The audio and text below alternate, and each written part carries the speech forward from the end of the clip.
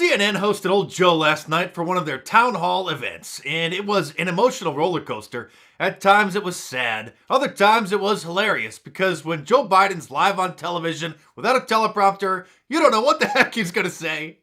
Good to be back, man. It's nice to see you, sir. And you know you enjoy being home with the baby more. I don't want to hear that. I do, yes. Yeah, he's 9.5 months, so I'm very happy. It. No. Everybody knows I like kids better than people. Everybody knows I like kids better than people. Well, at least he deviated from the standard Democrat position and acknowledged that children are people. And if you're wondering how Anderson Cooper, a 53-year-old single rainbow person, was able to have a kid, well, he bought one. But old Joe saying that adults aren't people was just the beginning of the fun. When he was asked why so many white people were getting the coronavirus vaccine instead of other, more important groups, he said this. A lot of people don't know how to register. Not everybody in the community, in the Hispanic and the African American community, particularly in rural areas that are distant and or inner city districts, know how to get online to determine how to get in line for that COVID vaccination at the Walgreens or at the particular store. They don't know how to use the internet, hey, old Joe? That's just too far, man. Maybe you should be the one impeached. He also said the quiet part out loud about television commercials these days. And I'm going to say something's going to get me in trouble, which I couldn't go through a whole show without doing that. Did you ever 5 years ago think every second or third ad out of 5 or 6 you'd turn on would be biracial couples? Well, Joe, I have noticed, but if I were to point that out, that would be a big problem. But since you mentioned it, I actually saw this brand new one during your very town hall from Progressive Auto Insurance. Get it? Because they're so progressive. Progressive is so progressive these days that I don't think there's a single commercial without it. When we were dating, we used to get excited about things like concert tickets or a new snowboard. But that all changed when we bought a house. Voila! Matt started turning into his dad. That's some good mulch. I'm awake.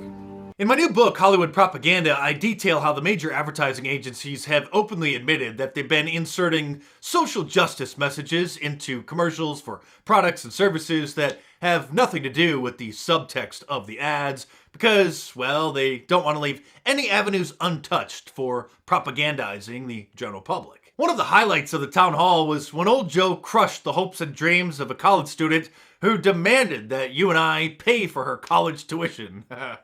We need student loan forgiveness beyond the potential $10,000 your administration has proposed.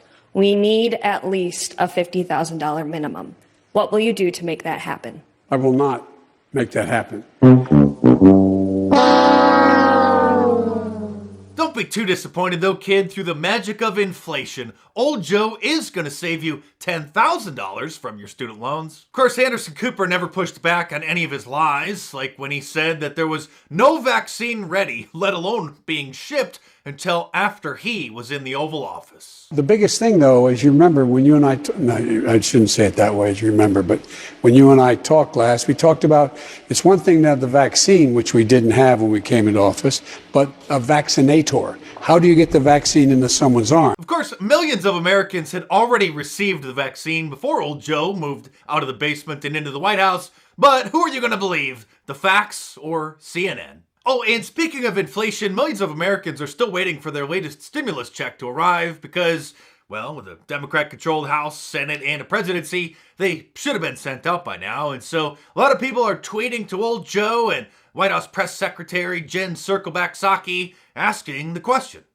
Hi, it's Jen Psaki, the White House Press Secretary. I'm back again to answer your questions that you sent on Twitter. When will we get another stimulus check? What's happening is the House committees are negotiating the pieces of the package through their committees. Once they're done, it will go to the Senate. Once it comes through that process, the president's looking forward to signing it, and we're hopeful that's as soon as possible. The question was, when are the checks going to arrive? Like a specific date? Is it going to be this weekend, next week, next month? People weren't looking for a Schoolhouse Rock lesson about how a bill gets passed into law. And speaking of people going hungry, Bill Gates, who is a computer expert, a vaccine expert, a global warming expert, and now a cattle ranching expert, says that we need to learn how to get used to eating synthetic meat instead of eating actual beef. This, of course, is to help lower our carbon footprint, which Bill Gates knows something about. Yeah, I probably have one of the highest greenhouse gas footprints of anyone on the planet. You know, my kind of ironic. personal flying alone is gigantic. How dare you? Not only is he the world's biggest carbon emitter, but he is now America's biggest farmland owner. Yes, add expert farmer to Bill Gates' list of credentials. I would be willing to bet, and this is not a joke, that he's going to use that land to build bug farms. Because the United Nations, in case you haven't heard, wants us to eat bugs instead of beef, because that will reduce global warming. This is a 200-gram steak. On the same land it would take to produce this amount of meat, you could actually get 2 kilograms of edible insects.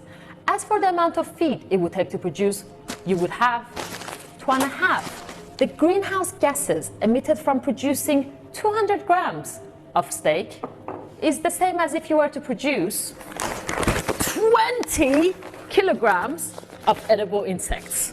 This is the United States of America. This isn't India, and I'm not eating bugs, and I'm certainly not eating synthetic beef. I ate a vegan dinner one time, and that was bad enough. I was invited, and I was being neighborly, and it was the worst food I've ever had in my entire life. Thankfully, however, after Trump won in 2016, they stopped talking to me, and I don't think that was a coincidence. And speaking of global warming, I know that Texas could really use some, especially since their green energy windmill generators froze and the power got knocked out to most of the state, which is why I, for one, support global warming. And if you're like me, you can support global warming and my channel by getting yourself an I Love Global Warming shirt from my online store at markdice.com. Like all of my designs, it's available in a t-shirt, long sleeve, and a hoodie, and a whole bunch of different colors as well. So head on over to markdice.com or click the link in the description below and check it out.